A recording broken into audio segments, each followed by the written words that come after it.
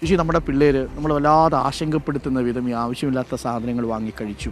വീട്ടിൽ വന്ന് അമ്മയെ വെട്ടിക്കൊന്നിട്ട് കൊല്ലുന്നതിന് മുമ്പ് ചോദിക്കുക, തള്ളയെ നിങ്ങൾ എനിക്ക് ജന്മം നൽകിയതുകൊണ്ട് കൊല്ലുന്നു എന്നൊക്കെ പറയുന്നൊരവസ്ഥയിലേക്ക് എത്തുകയാണ്. അത് ഞാൻ പറയുന്ന ഇങ്ങനെയൊരു ലഹരി നമ്മളെ ജീവിക്കാൻ പ്രേരിപ്പിക്കുന്ന ഒരു ലഹരി നമുക്കുണ്ടെങ്കിൽ റിയൽ ഗോൾ ഓഫ് ലൈഫ് അതില്ലാഞ്ഞിട്ടാണ് ഇതിങ്ങനെ വരുന്നത്. എനിക്ക് എൻ്റെ പേരൻസിന് ചെറുപ്പത്തിലേ അത് കിട്ടി.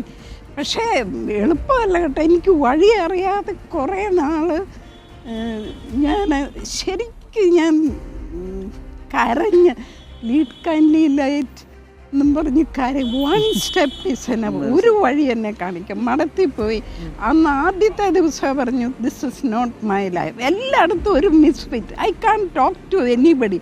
ആരോടും എൻ്റെ പ്രണയത്തെ പറ്റി പറയത്തില്ല. എൻ്റെ ഉള്ളിൽ എന്താണ്, ഞാൻ എന്താണ് മോഹിക്കുന്നതെന്ന് പറയത്തില്ല. കാരണം നോബഡി അണ്ടർസ്റ്റാൻഡ്. ഈ 85 വർഷത്തിനിടയിലെ ഈ ലഹരി ഉപയോഗിക്കണമെന്ന് തോന്നിയിരുന്നു, കൃത്രിമ ലഹരി. അതെന്നതാ, അതിൻ്റെ ഇടയ്ക്കാണ് ഞാൻ ജീവിച്ചത്.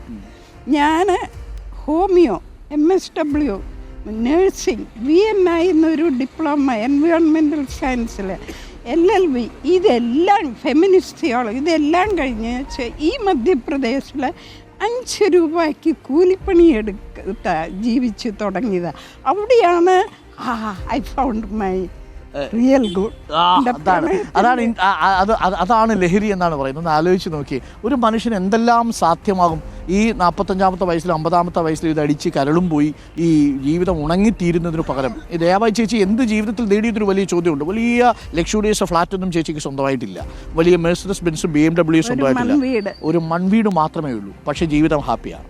ആ 3 വയസ്സിൽ തുടങ്ങിയ പ്രണയം 85-ാമത്തെ വയസ്സിലും ആ കോട്ടൂരി ഇറങ്ങി വന്ന ഗാന്ധിയുടെ ചിത്രമുണ്ടല്ലോ മനസ്സിലിങ്ങനെ പതിച്ചു വെച്ചേക്കുക. അങ്ങനെ പറഞ്ഞു കൊടുക്കാൻ ഒരു അച്ഛനുണ്ടായിരുന്നു എന്നതാണ് ദയവായി ചേച്ചിയുടെ ജീവിതത്തിലെ വലിയ മാറ്റം.